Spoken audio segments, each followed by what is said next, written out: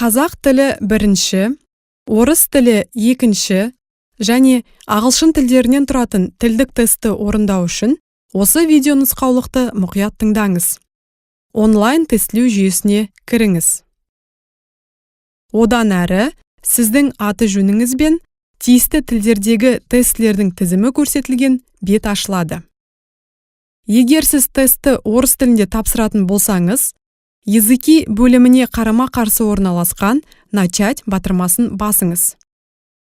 Егер сіз тестті қазақ тілінде тапсыратын болсаңыз, тілдер бөліміне қарама-қарсы орналасқан «Начать» батырмасын басыңыз. Тест толығымен жүктелгенге дейін күтіңіз. Одан әрі, бірінші тіл бойынша сұрақ көрсетілген бет ашылады. Сізге қазақ, орыс және ағылшын тілдерінің әрқайсысы бойынша 20 сұрақтан беріледі. Орындауға берілетін уақыт 120 минут. Сол жақ жоғары бұрышта сұрақ нөмірі мен тестілеу бөлімі көрсетілген.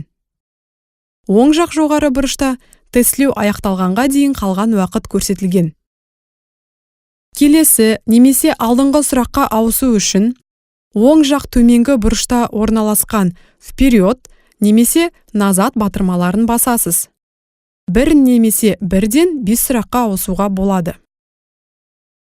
Сіз сұрақты қалдырып кете аласыз және сол қалдырылған сұраққа пән бойынша тестілеуге берілген уақыт шеңберінде өзіңіз қалаған кезде жауап бере аласыз. Назар аударыңыз. Бір мәтінге қатысты бірнеше сұрақ қойылатындықтан, мәтін қайталануы мүмкін. Бір тілден келесі тілге ауысу кезінде тілдерді ауыстыру туралы хабарламаны көре аласыз. Егер экрандағы мәтін тым ұсақ болып, оқу қиын болса, онда сіз оны үлкейте аласыз. Ол үшін пернетақтадағы Ctrl батырмасын басып тұрып, тінтуірдегі скроллды айналдырасыз.